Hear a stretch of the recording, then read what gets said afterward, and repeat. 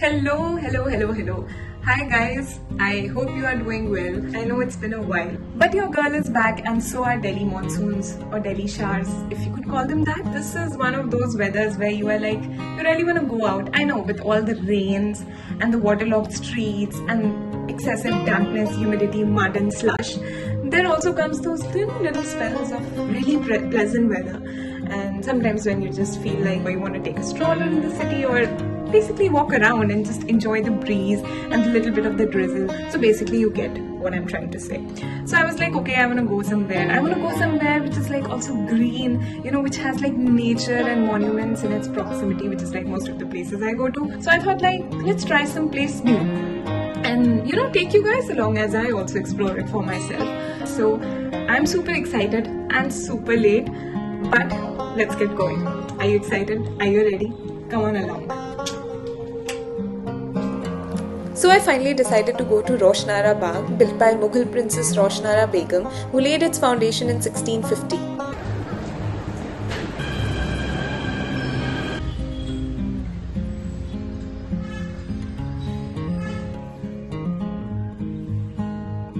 Hi guys, so we have finally reached our destination, which is the Roshanara Bagh. और इस जगह की क्या हिस्ट्री है? I'll soon tell you. So come on.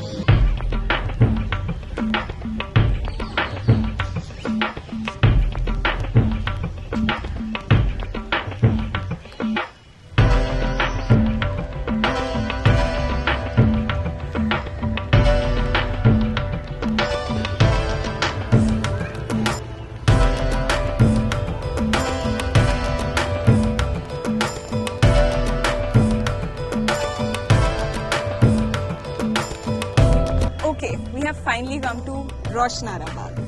What is Roshanara Bagh and who is Roshanara and why have I suddenly decided to come here? I'll come to all of that and I'll tell you everything, but let me just start with Roshanara Bagh. Shakti Nagar, Kamla Nagar के पास North Campus, Delhi University के पास there is this place called Roshanara Bagh. इससे nearest metro station से शायद आप अंदाज़ा लगा सकते हो. It's the Pulbangash metro station. It is on the red line of Delhi Metro. So और वहाँ से like 10 rupees में ई-रिक्शा में बैठ के आप आराम से आ सकते हो 5-10 मिनट के अंदर. It's not much of a deal. So that's how I reached Roshanara Bagh. So Roshanara Bagh is where we find Roshanara's grave, and this is kind of where I'm sitting right now. This is the main monument. This is the main pavilion, the Baradari. It's multi-chambered, but it's very open. It has these lattice screens and all. So this is where the grave is. It is inside the monument, and then uske around there is a huge park, huge garden, which has been relatively well maintained. And there was a horse earlier. Then there is a darwaza. Initially it was developed as a palace garden sort of thing. This is also a place for bird watchers. All sorts of migratory birds come here. There are all sorts of plants and trees that have been planted. Some of them are like imported and were imported in those days, like from Japan and all of that. So it has a very rich flora, fauna. You can see birds and squirrels all around. So it was initially developed as this, peaceful Mughal paradise built by Roshanara Begum. So yeah.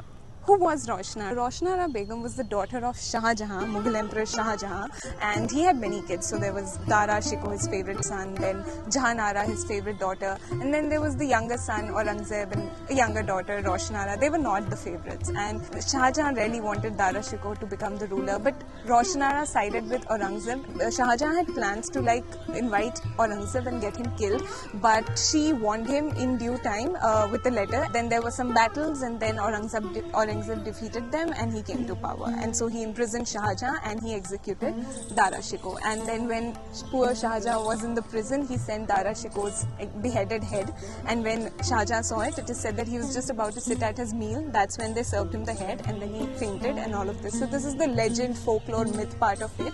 I don't know how much of it is like history, but the main history is that Aurangzeb ascended to the throne, and then with him, because Roshanara sided with him and she sort of helped him, he was given huge titles like Padshah Begum, and she was also made a Mansabdar. Padshah Begum is like the Empress, the highest title you could give to a female of the royal family, and she was also made a Mansabdar. Mansabdar is like a title, it used to be given to males and men mostly. Mansabdar, sort of administrative and army title. She was given a lot of political power, a lot of wealth. So she, of course, when Aurangzeb came to the throne, she got this huge palatial place built for herself, and who knew that she would be well, there's a tragic end to the story. It is said that when she became too embroiled in politics, she started interfering a lot, taking a lot of decisions, and then she became very greedy. It is said like she wanted to accumulate more wealth through unfair means that Aurangzeb wasn't known of. Then now again, legends, rumors say that Roshanara Begum started taking lovers and all of that. So that is again something he was not very comfortable with. Now these are the legends surrounding their story,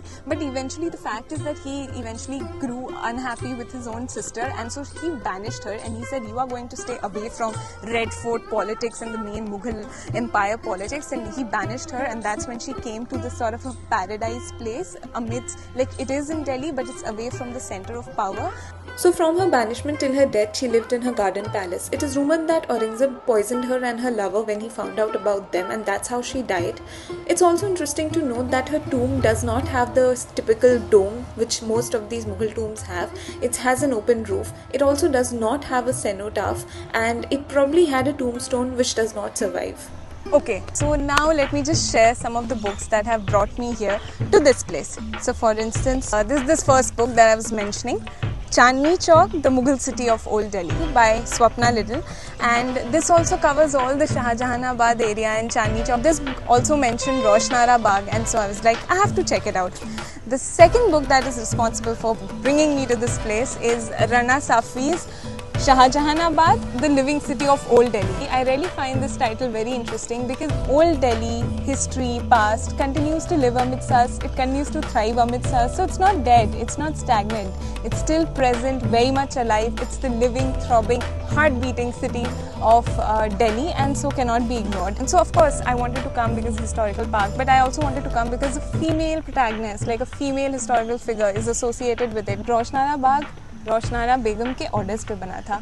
and see I am not trying to idealize her or anything, ठीक है. We are nobody here. The point is not to judge somebody or worship somebody just because she was a female, but the phenomena is interesting. एक ज़माने में जब नहीं होता था ज़्यादा पार, इनके पास था. While she did have a privileged and entitled position coming from the royal family, her rise in the patriarchal world is remarkable nevertheless. Also in today's newspaper, this article came up, feminist approaches to international relations. ठीक है, I don't know if you can see it, but here is the article. This article is dealing with politics, global politics, international relations, and women's role in that. And even still, even in today, in the 21st century, 2023, we are still talking about how women and women's issues and women's approach and women's involvement in politics is sort of like marginalized, and there's still a lot of ground to be covered. When you have prime ministers like Jacinda Ardern of New Zealand, she had to resign, and she had to like face a lot of sexist, ire when she took that decision. Or the Finland premier who had ended up in a scandal because just, people decided to mix her professional and personal life together and, do the whole moral policing. But the crux is that even today's women in power are judged, and it's not easy, and a lot of times they are marginalized. So imagine I'm sitting right now in a place which was made in 1650s, back in the 17th century, and then there was a lady who had the power to get all of this constructed. This phenomena is interesting, remarkable, and needs to be remembered. So I am just sort of walking around the place. There's the monument in the center, and then behind me are the empty channels. They used to be filled with water and fresh water, the Neher at some point of time, but not anymore. And there is this pavement around it. I don't know if you can see, but the bricks on this pavement, they are like really narrow, and similar bricks have been used in the construction of this building as well. I think they were called Lakhori bricks, very flat ones, thin ones, and then on top of it, as you can see, like on the monument, there is the red sandstone or the yellow sandstone. It's built with the bricks, and then there's encased in the sandstone, and whatever little niche work and decorations and all of that you see, that's been done, carved on limestone, and that limestone work, it's called stucco work. Most of these Mughal gardens were built in that Persian style from Iran, which was the Char Bagh style. Here also there's a monument in center, and then there would be 4 symmetrical gardens at 4 corners, and there would be these, sort of intersecting pathways. In the middle of those pathways you would have water channels. Here behind me is supposed to be the trench, which was supposed to be filled with water, or that's how it used to be earlier in the times. I think there is renovation and maintenance work going on, which is a good thing, because I saw some people working on it in the afternoon. So maybe you might even see water flowing through it soon. And we have arrived at the gate. This this is the gate. I think it's locked, but I think you can walk through, and that is the gate. Just look at the solidity of the walls. Also, I find this gate pretty interesting because unlike most Mughal monuments and their gates, which are very symmetrical, this has a very odd and uneven shape and design, but that's probably because it's broken and decayed and not because it was the original design. Also, it has an open roof, which reminded me of the open roof above the tomb. I don't know if it was like intentional or it's a result of the ruins and decay. This plain masculine gate also seemed to be guarding the feminine ornate building inside. When the royal procession used to walk through it, I'm sure it must have looked very grand and beautiful and ornamental. Okay, so yeah, we have seen the gate or the darwaza also. Yeah, that's the gate behind me, and that's the monument on this side. And now we are walking towards the horse. Okay, so that there is the horse which is under renovation. So let's walk and see what's on the other side. Okay, I think this was the original horse or pond. This looks really beautiful. Look at that sort of island situation right in the middle. That looks like an oasis in the middle of a desert. Look at them playing with their doggo. That's sweet. Okay, so it's time to leave the main monument and walk ahead. If I'm being like really honest, then I would say that I would really have liked to spend some time on my own sitting inside the monument, but there were too many people and I think this was not the best time to come. It's better to come early in the mornings, it's better, but it's fine. It's good for the first time, and we'll go and see what's else there to explore. Just look at this. I'm in a green sea. It's beautiful. Just look at all the greenery around me. So the shade is very soothing. The temperature difference is like starkly visible. In fact, when I entered also, like when I was coming, there's a lot of construction work going on, and for metro and all. The sun was over our heads. The concrete was radiating heat, and with all that dust and everything from the construction, it was like torturous. And I was like, okay, I've come, but I don't know how it's going to be.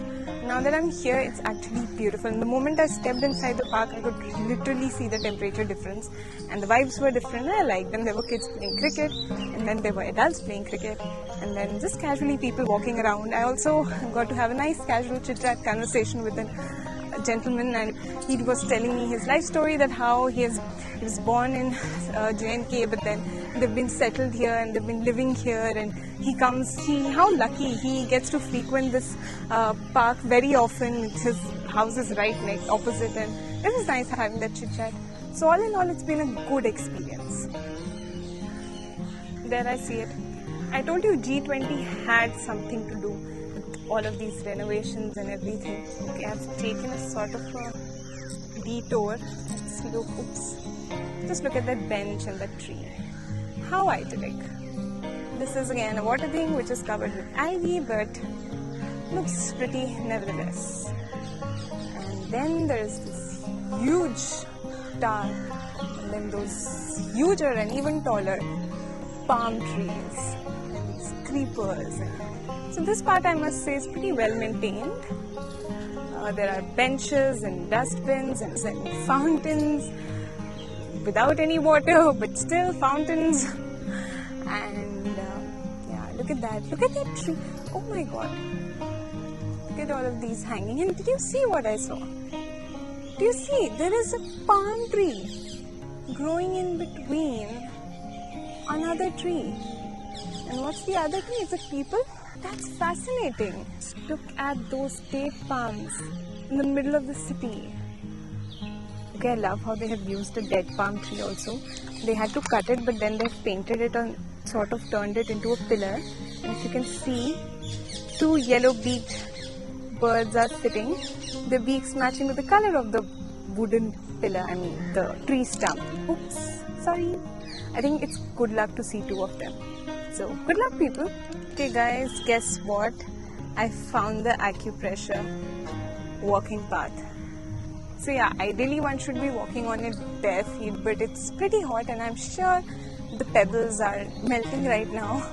If you plan on coming here for a morning walk, you can definitely try it. I think there is a shelter and like a washroom, and can you see the dog is sleeping? Hello. Let him sleep. Okay, so I think I see something interesting at the top of this hillock sort of a thing. So let's go. Let's walk up the steps and figure out It's so windy. It's so windy and it's so fresh up here. Okay, it stopped. Just the moment I said it, it has stopped. The hilltop view.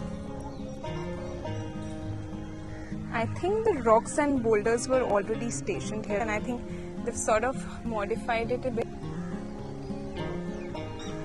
Can you see the dark clouds? And the eagles are circling. Rain is about to come, but I'm prepared. I have my umbrella. So yeah, it was nice coming to Roshanara Bagh. See, you can feel a little bit of the feminine energy because there are more plants than structures. The flora and fauna are in full bloom, are in their element. So it feels nice, and yeah, I think I'll just soak in a little bit. It was definitely worth coming here. I love that I came here. It feels good. Oh wait, I completely forgot to talk about very important stuff about this park. So Roshanara Bagh was built in the 1650s for the Mughal Princess and later Empress Roshanara Begum. It served her, and then it saw post 1857 the Sepoy Mutiny and how there was a violent repression of the mutineers, and a lot of monuments took the brunt and toll of it. Many people used to come to these monuments to hide themselves. Then they would later on station weapons on it. It would become, fighting places, and so they would often suffer. The monuments were destroyed. Later on, when the Britishers took over, when there was the colonial era, in the 1922, they set up the Roshanara Cricket Club. So they divided the park into two places. The part with the grave, they maintained it as a park, which is still here today.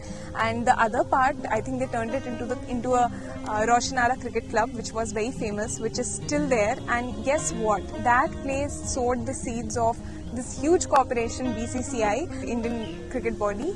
And yeah, because after independence, all these cricket board members, they came together in Roshanara Club, and they said it's a colonial legacy.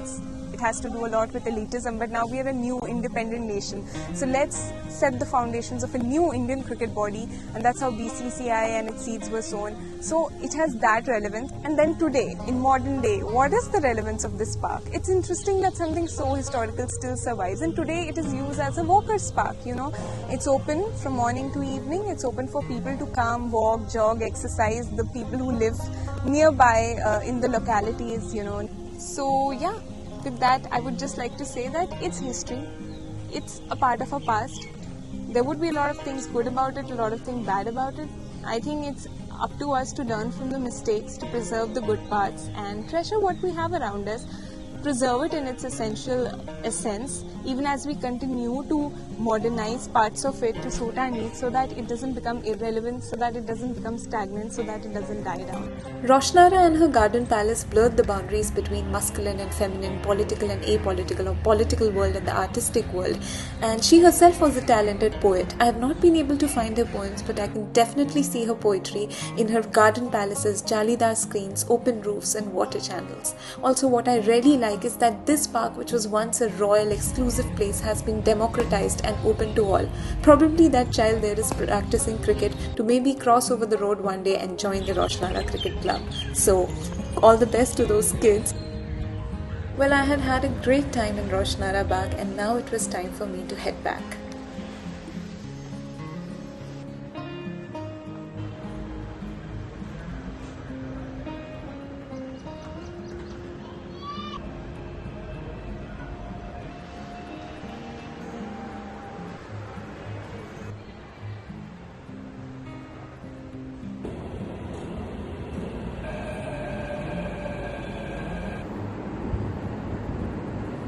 Thank you for watching my vlog. Also, I think I should say this now. If you liked my video, if you like the sort of content that I put up, do like it, share it with friends or people you think might like it.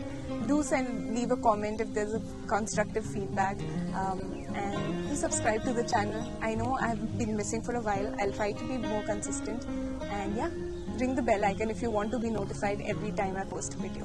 Alright guys, see you in the next video. Till then, take care.